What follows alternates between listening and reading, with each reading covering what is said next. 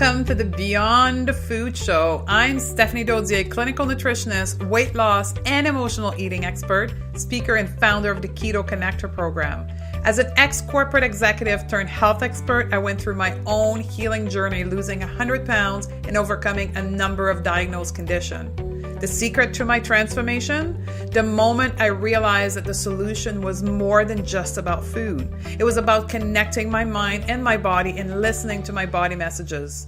Each week, I'll bring you a guest or answer your question to help you listen and observe your body in a curious and compassionate way with a French accent and a little bit of humor.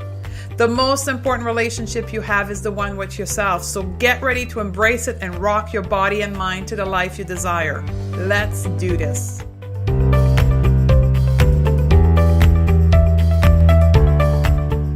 Welcome to episode 52 of the Beyond the Food Show, and today we're going to talk to Samantha from Hungry for Happiness about emotion and our food craving.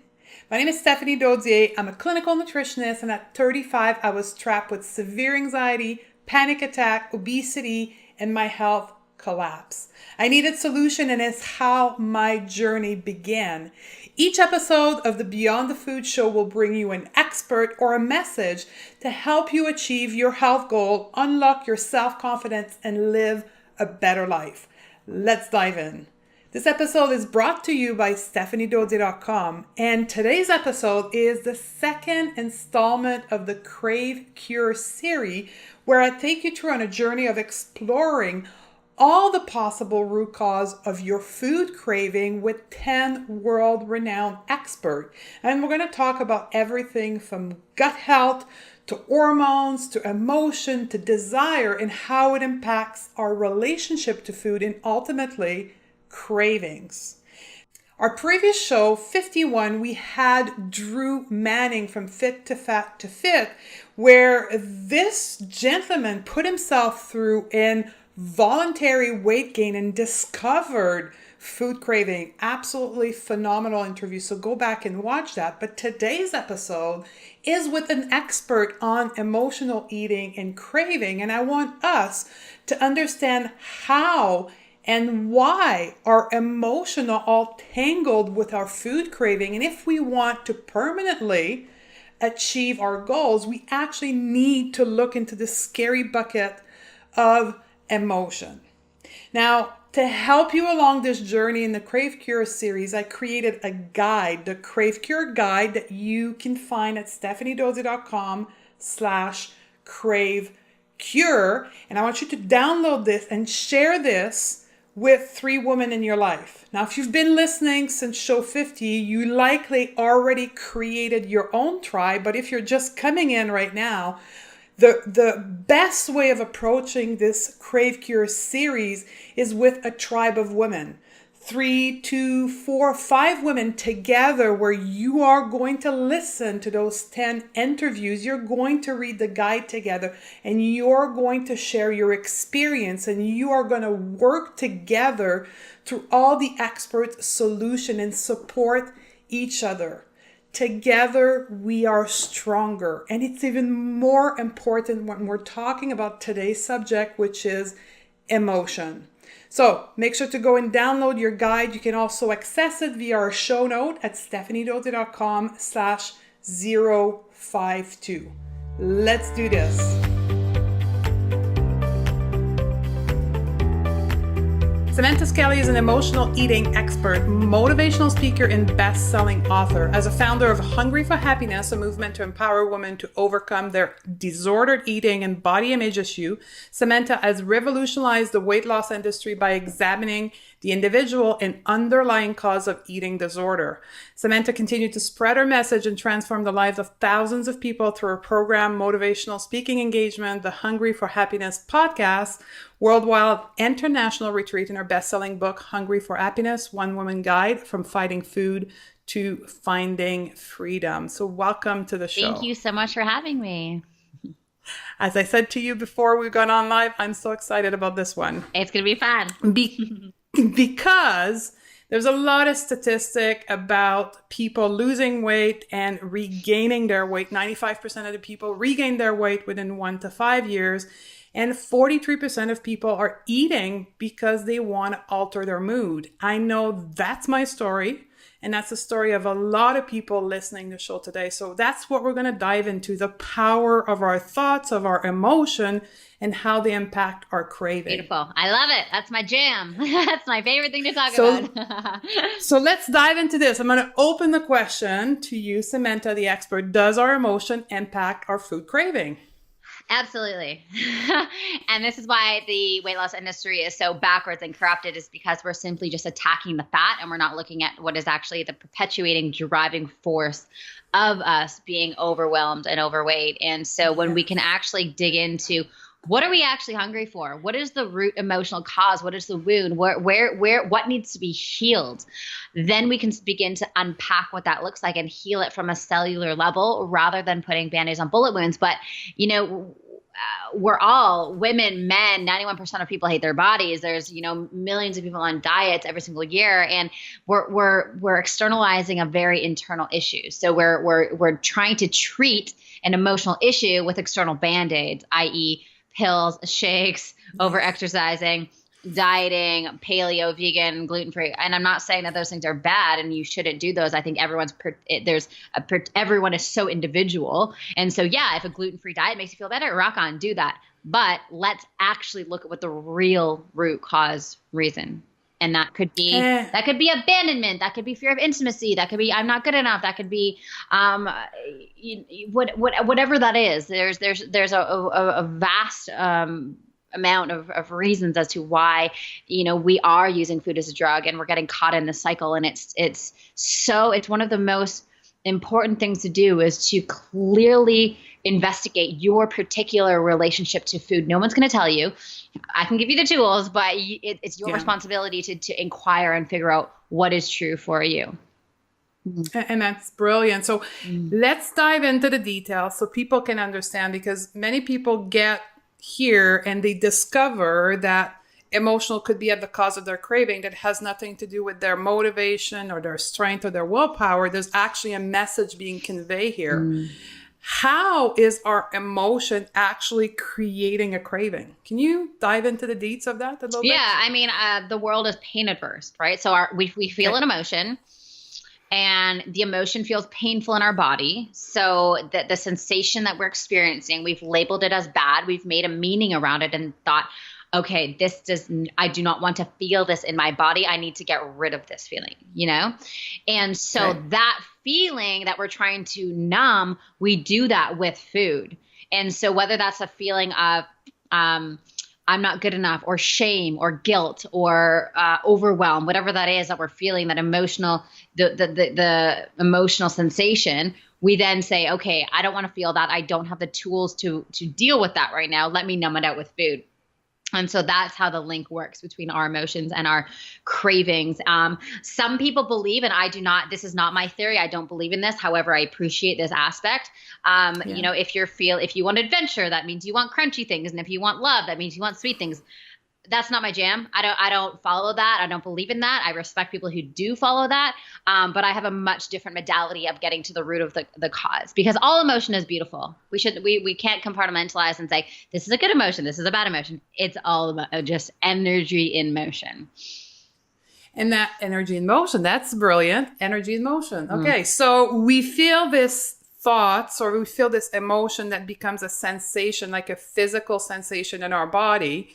And we don't want to feel it. Now, many people say, well, I don't feel that. Is that the subconscious? Is it the subconscious action that we just don't realize we're actually feeling uncomfortable with this emotion? It's a byproduct of people being afraid to get into their bodies and actually feel. So let me unpack that and explain that a little bit more. Yeah. So what they're really saying in that is, I'm terrified of feeling what's in my body because I'm not sure I'm going to be able to handle what comes up if I feel into this emotion. So rather than going and diving into it, they create a protector. They create a barrier to allow themselves to feel emotion. So they're like, I just don't feel it. I can't feel it. I'm just whatever. And so for most of their lives, especially for those listening who've been caught in the diet binge cycle for years and years and years,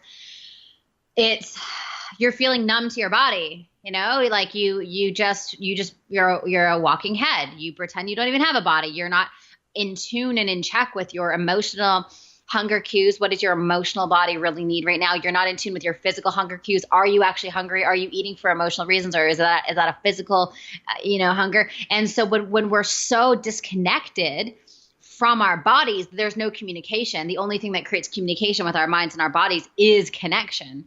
And so most people are very adverse to being in their bodies because it's a place that has brought up a lot of pain in the past. So they've subconsciously disconnected themselves from their bodies. And it's a self-protection mechanism, I guess, disconnecting from something that doesn't make you feel good. You may have done that, am I correct, at a very young age, and then carried on thinking that's the normal way of living. That's it. Yeah, that's it. Absolutely. I mean, like, especially with, when we're younger and we fall down and we scrape our knee and we feel pain, our mom goes, oh my God, let's take it away. Let's take it away. It's bad. Let's heal it. Let's take it away. And so we've made associations as adults that pain, may that be physical or emotional pain, is bad and we need to get rid of it, which is a very backwards way of looking at it, right? It's a very backwards way of doing it. I think something is so much more productive is and no harm to parents. Obviously, my parents are the most amazing parents in the entire world and they still did this. But if the mother was to be like, hey, what are you experiencing right now? Right? That she's not making it bad. She's not making it good. It's like, what's your experience? What's going on? And then the child could say, okay, so I'm feeling like my knee is like on fire. It hurts. It's bleeding. I can feel the blood dripping down my leg. And you're just like experiencing, like explaining what the experience is. Imagine if we could do that with our emotions, right? So, okay. Right now I'm experiencing that I feel this heaviness in my chest. I feel this blockage in my throat. I feel heavy. I feel lethargic, whatever it is. And we didn't be like, oh my God, I have anxiety. Get it away. We were like, hey, let me just like settle into what this emotion is. When we can do that consciously, it derails the need to numb emotion because we're being with it. We're accepting it. And acceptance doesn't mean we love it. You don't have to like it to accept it, but it means accepting what is and moving through it that way. And I think that's a very important concept. And I want you to go into the details of this. What is acceptance? Because for many people, acceptance means that we think it's okay to not do something or to be lazy or to be a negative thing, where acceptance is not that. Am I correct? Totally. Yeah. So something to remember, everyone listening, acceptance is not synonymous with complacency. Thank you. Acceptance is not synonymous with complacency. Just because you accept it does not mean you're going to gain 300 pounds, live at home forever single with 300 cats. That's not what it means. It means you're looking at it for what it is, not worse than it is and not better than it is. It's just acceptance. And again, like I said, you don't have to like it. You can accept it and you can still say, oh, I know I can do better. I know I'm capable of doing more. And that doesn't mean like that's not operating from a place of fear. Like, I hate it. Get rid of it. Oh my God, what should I do? I need to numb it. I need to run away from it. It's saying, okay, this is what it is. I don't like what this is right now. And I'm totally accepting that that's where I'm at. And then you can inquire with compassion and curiosity to be able to shift that into another way of being. That's very important. We need to, generally in life, we need to stop labeling things as good or bad, but our emotion are that as well. By not labeling it, you can then accept it for true fact of what it is. I'm anxious right now. And I can find the root cause of it and move forward from it. Am I correct? 100%. You got it, girl. You got it. Amazing. So we understand what emotion is. We understand that we need to accept them. Now, why do we go to food to numb? Is there a particular reason why food more than anything else? It's socially acceptable. It's attainable. Yes. It's there. It's not culturally, it's not like that's a bad thing like heroin. It's what we know best. We know it gives us a state change, right? We have a piece of cake, state change automatically. We know that it's easy, right? It's attainable. Mm-hmm. So that's why it's like the most common drug on the planet, the most common drug. So it's socially acceptable, it's readily available, and we know it's going to give us the result that we're after in the moment. It's a very quick fix kind of thing. And I say to people, often there's no difference between alcoholism and using food as a drug or sex or gambling. It's all the same thing. People have chosen another tool to numb themselves. We happen to have chosen food to numb ourselves. And it's very visible because for most people who numb themselves with food, there's weight gain. So you're very publicly publishing this addiction that you have to food, which brings another cycle of shame and emotion attached to that as well. 100%. 100%. So we use food. We don't want to feel our emotion. We numb our emotion because we don't know what to do with it. We realize that. Now, what can we do? So it's truly about building evidence. And this for a lot of people is the hardest thing. Like we live in a world where we like have to see the next step. I have to see the next step. Yes. And so really step number one is like building evidence as to why it's safe to be in your body, because when we're not in our bodies and we're in our minds, it's very hard to derail and heal binge eating, overeating, emotional eating disorder, whatever it is, whatever you want to call it, whatever you're struggling with. And so being in our bodies is the easiest way that we can truly learn to derail these behaviors. We can't do it at logic level. It doesn't work. And so starting off with fundamentally knowing that it's safe to be in your body, it's safe to heal, it's safe to feel. And from there, we can start to decipher the difference between a visceral yes in the body and a visceral no in the body. So when is our body saying yes? When is our body saying no? And from there, then we can start to trust it. And this is the whole piece of building evidence is like, we can't build evidence without taking action. We can't say like, okay, I trust myself now because Sam told me to trust myself and let's do it. It's not going to work. It's like, you're going to be like, oh, great idea. I can't do that. And you have to do it through building evidence. And we build evidence through going through the motions of these things. So it's really starting with the smallest things. Like, what does my body want right now? Does my body want that? Does my body not want that? And really like testing the waters and figuring out what feels good and what does not feel good. Such an important place to start. So visceral intelligence, could we say it's intuition? No, yeah, yes and no. So yeah, Okay. yes, because like, your intuition encompasses visceral intelligence. Visceral intelligence is simply like it encompasses everything. So intuition is like a piece of visceral intelligence, and this is from my own framework. So some of these words, I'm happy to explain. So visceral intelligence is like the makeup of your body, right? Of like, how is your body speaking to you? How are you speaking to your body? And so intuitive intelligence is a piece of like the overall visceral. So visceral meaning like feelings, right? So all of our different feelings. So is that physical, right? So physical cues, physical information. Your body's like, okay, I'm hungry. I'm not hungry. I've eaten too much. I have not had enough. And so that's physical information that your body's giving to you. Intuition would be like that like yes or no in the body, like, oh yes, go do that. No, don't do that. That would be your intuition. And then we have all of these other little bodies of information that are constantly giving us feedback if we decide to listen to them. Now, we don't have access to all of these different bodies of information if we choose to not be connected into our bodies. And so it's super important that we understand how all of these are working. And I know for a lot of people, you're like, whoa, that's a lot. Whoa. And I get it. It's a lot to think about. Just try and feel a visceral yes and no in the body and just try and decipher between the difference, right? So asking yourself a definite yes question. Is my name Samantha? Do I live in San Diego? Am I drinking sparkling water? Whatever it is, right? Like ask yourself that question and like give yourself, feel the yes in your body. Like the, yes, that's a yes, right? Or like, that's a yes. And then if you say like, is my name Bob? Do I live in Chicago? And your body's going to your body's going to contract. So we're going to be able to feel the difference between that yes and that no, that lightness and that heavy, that expansion and that contraction. And from that part, then we can start asking ourselves little questions like, should I do this today? Feel it out in your body and then trust it and just go with it. Just take action. Don't question it. Because that's what happens is like the mind gets in the way and then we start questioning it. Does that make sense?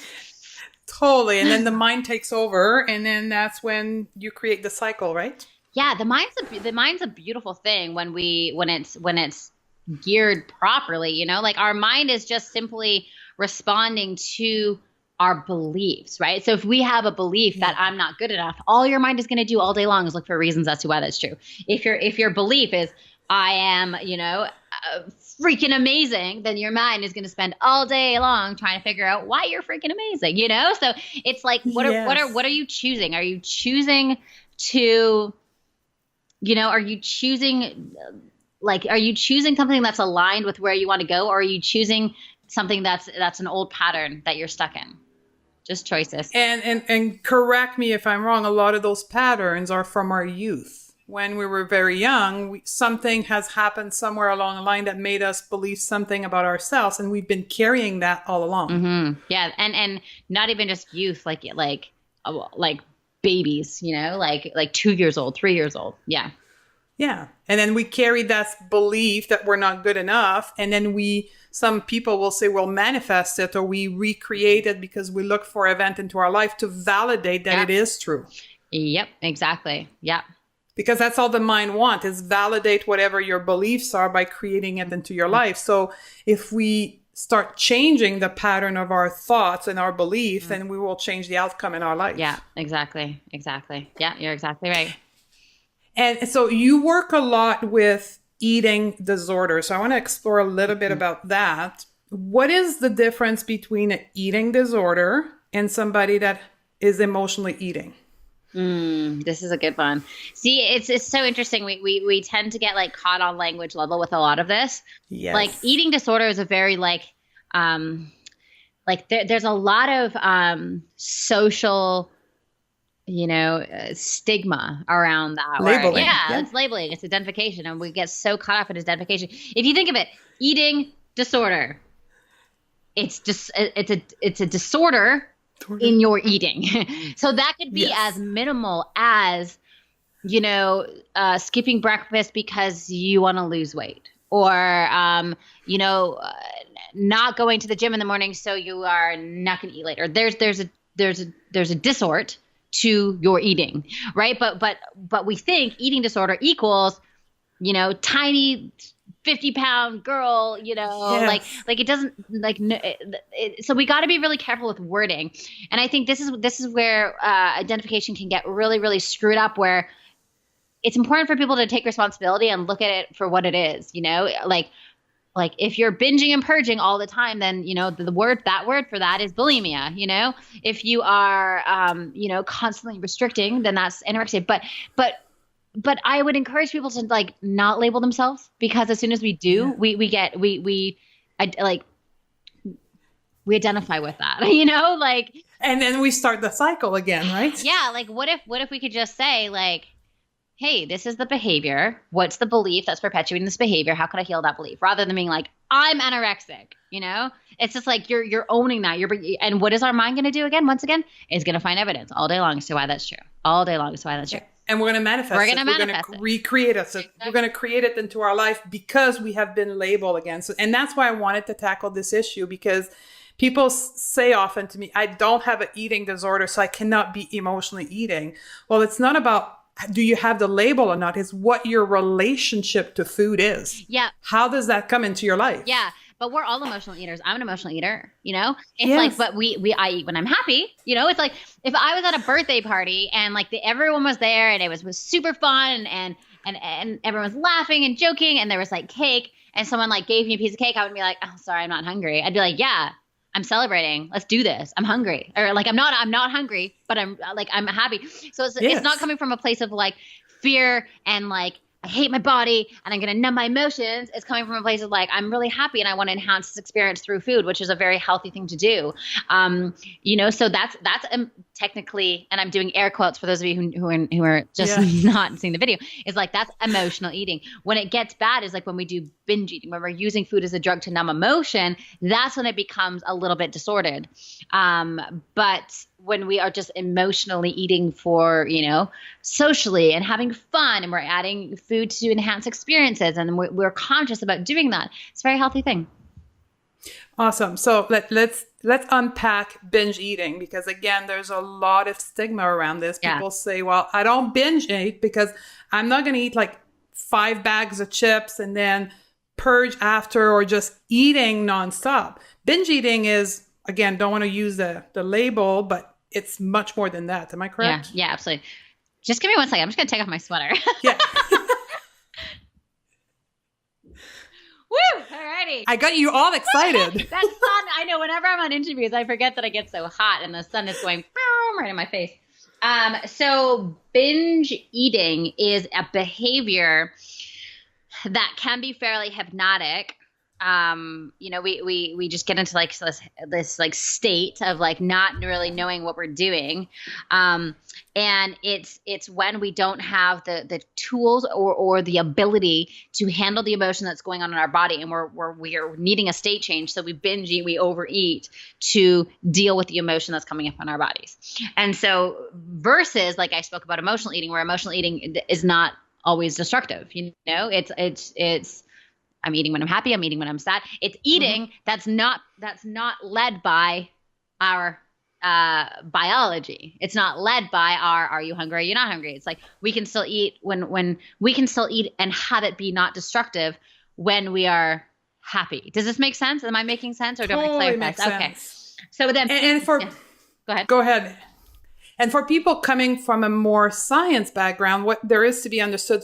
So Samantha talks a lot about emotion and numbing our emotion, but when we do binge, that it is just eating 1 bag of chip, and I want to be precise on that, it actually creates physiological reaction in our body. There's a whole bunch of reward center in our brain and neurotransmitter that gets activated that actually makes you feel physiologically better for a short lapse of time. Yep.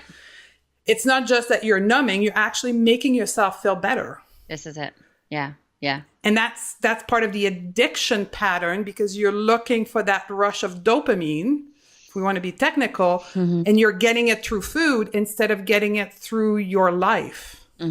Absolutely. Absolutely. So it's like externalizing your need for whatever the emotion is. Absolutely. Okay. So thank you very much about unpacking this. Now, how can we change this way that we have of seeing weight loss, or even revolutionizing the weight loss industry? How can we even begin this journey? Yeah, this is a good one. This is a good question. I'm just trying to figure out what direction should we go in this? There's so many answers that I could give you. Go for all of them. All of them. Do you have till like 8:00 tonight? Because I got tools coming out of my yin yang all day long for this stuff. But I think something that's like just let's just go with this.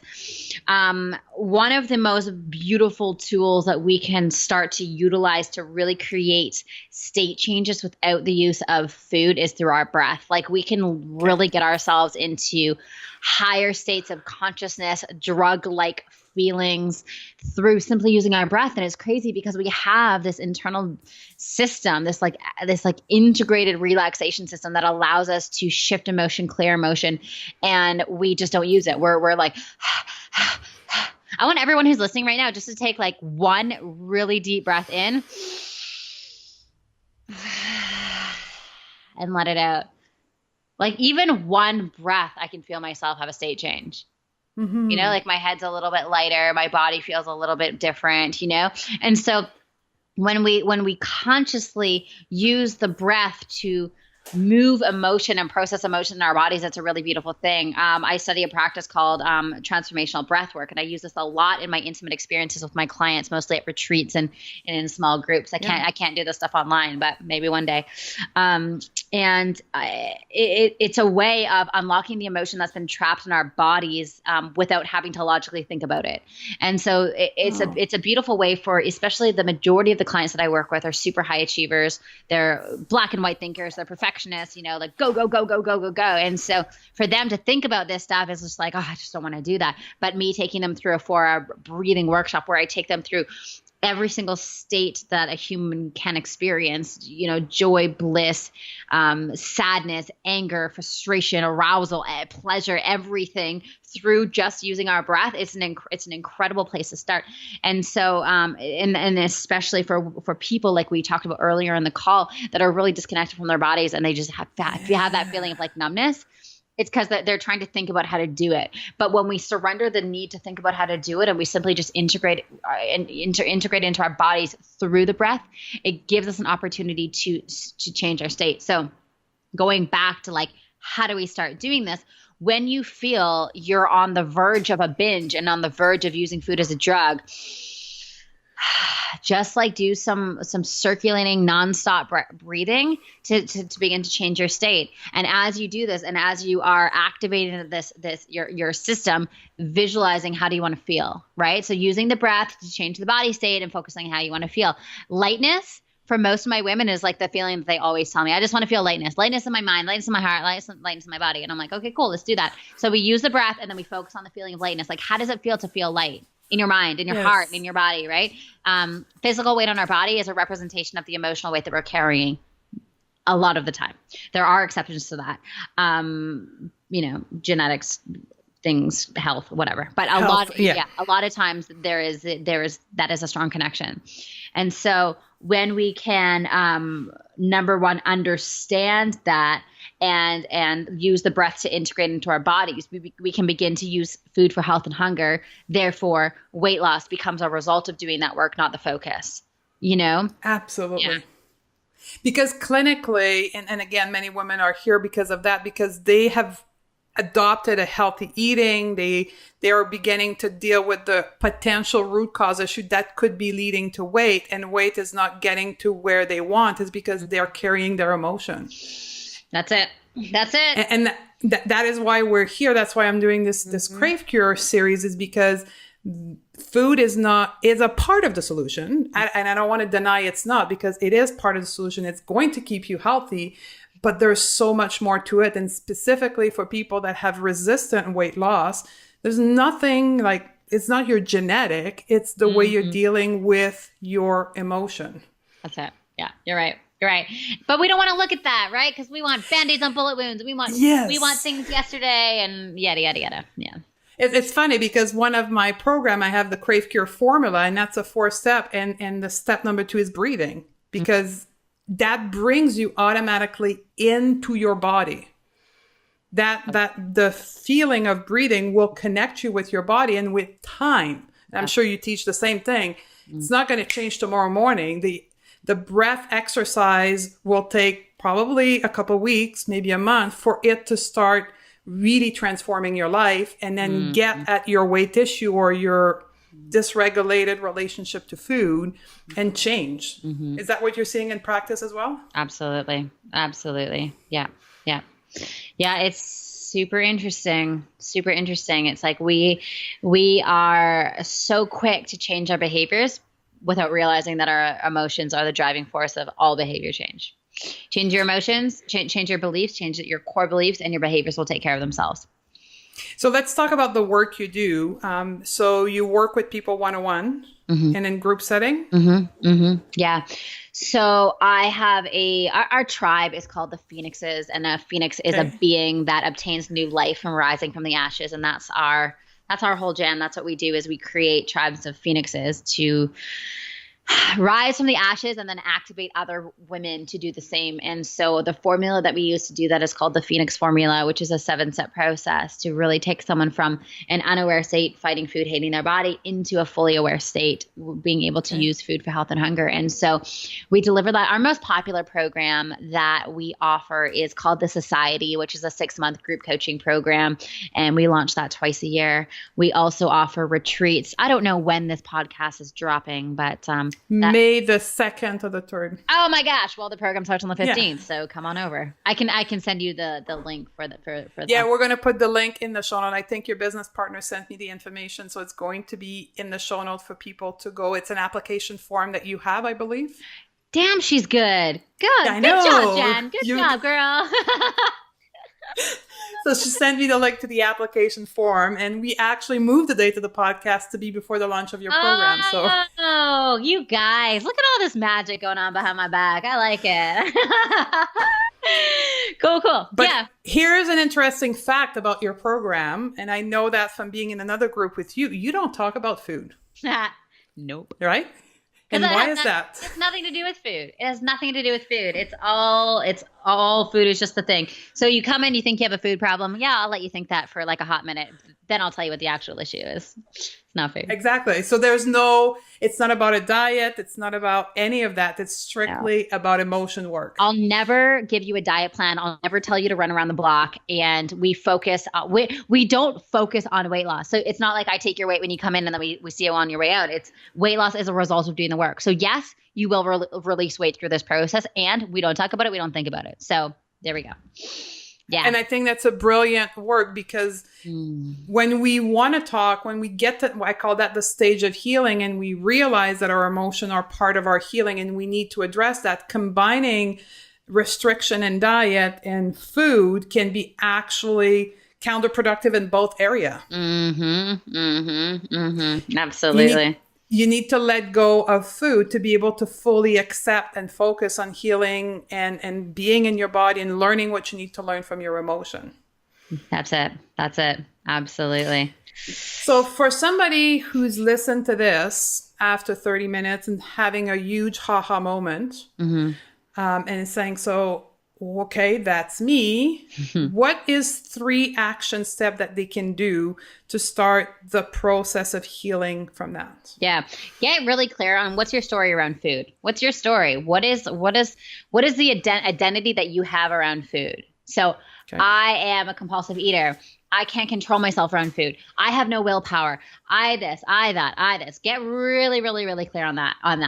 And then, so that's step number 1. Step number 2 is what is the ideal story that you want around food, right? What is that ideal story you want around food in your body? And rather than going from I'm a compulsive eater to I have a healthy relationship with food, your brain's going to be like, you're a liar. So what you want to do is you want to say, I am in the process of.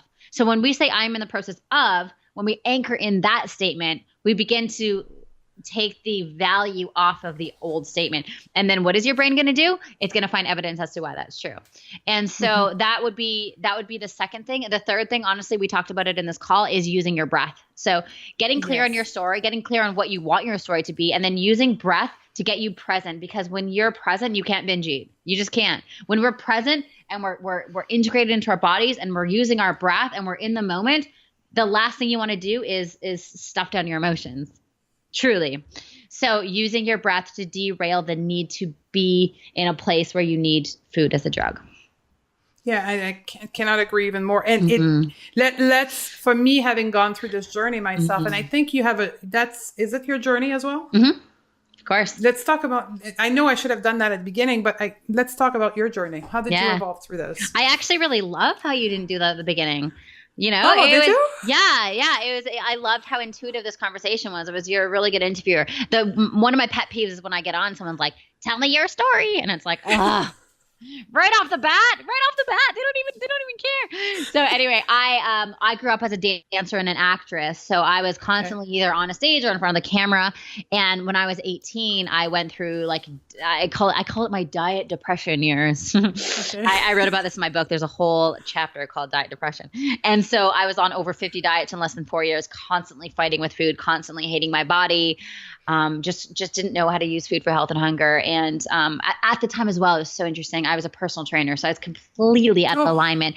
On one hand, I'm like telling people how to be happy and healthy, and then I go home and just restrict and binge and hate my body. And I'm like, well, this is not productive. And so I'm like, there needs to be there's a deeper reason here. It's not to do with the food. It's not that at all. It's an emotional issue as to why this is a problem. So I then decided that I needed to get this message out in a bigger way. So I spent 3.5 years healing the relationship I had to food in my body through different modalities. It's so funny. I have right now in my life, I have an army of people who help me do what I do. It really takes an army. It takes a village to raise an entrepreneur. I really believe that. And so I started that through my journey with food. I had a psychologist, and I had I never fussed around like dietitian and things like that, because I didn't want to put any more emphasis on food. I wanted it to be emotional. So I did like Reiki and spiritual healing and body energetics and things like that. And it was really, really, really, really profound. So now I'm at a position where I've healed the emotional side so much, and now I can optimize by hiring people to help me optimize my diet and things like that, which is so important. But for someone who has an emotional issue, if they go there right away, they're going to obsess over it. So. Absolutely. Yeah. And that's a beautiful journey. And then you're living your purpose today, helping other people through your own journey. I am. It's so cool. I'm so grateful. Mm-hmm. I highly recommend people to go grab your book. We'll put the link to the book as well in the show note. And I think you have a private group. Am I correct? Or a free group on Facebook? Yeah, I do. Yeah. If you just go to hungryforhappiness.com/Facebook, it'll take you right in there. And I do I do meditations for weight loss every single Monday. I do Facebook Lives. We have webinars all the time. Everything's free. There's tons of value, tons of stuff in there. So go help yourself. Yeah, so I'm going to link to that, because I think if you've had this ha-ha moment through this conversation, that is likely the place you want to be to start your journey in changing your relationship to food. So thank you very much, Samantha, for being with us today. You're so welcome. Thank you so much for having me. I had so much fun.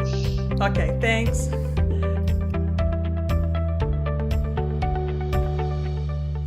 There you have it.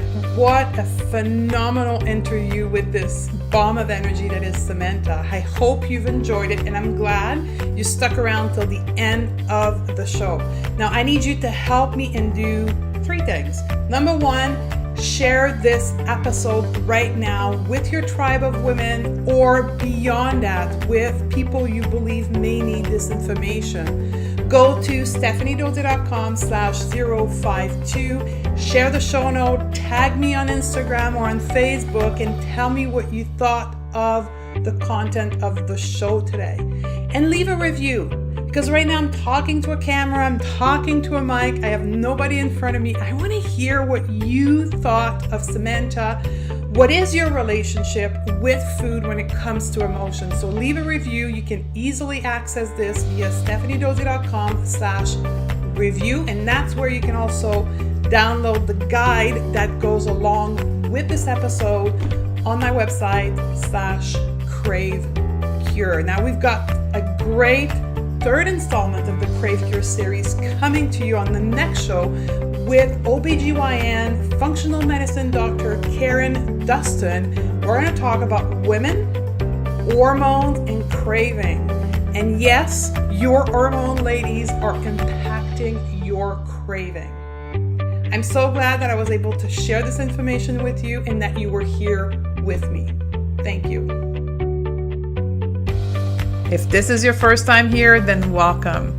I'm happy to have found you and that you found me. We do the Beyond the Food show every Sunday and Thursday. Make sure to subscribe to the show so you get every episode. If you've enjoyed the show and believe that someone else would benefit from this experience, please share. It would help me spread the message and help thousands more. If you have a minute and could take a moment to review the show on iTunes with an honest review, I would absolutely appreciate it. Thank you again, and looking forward to serving you in the next episode.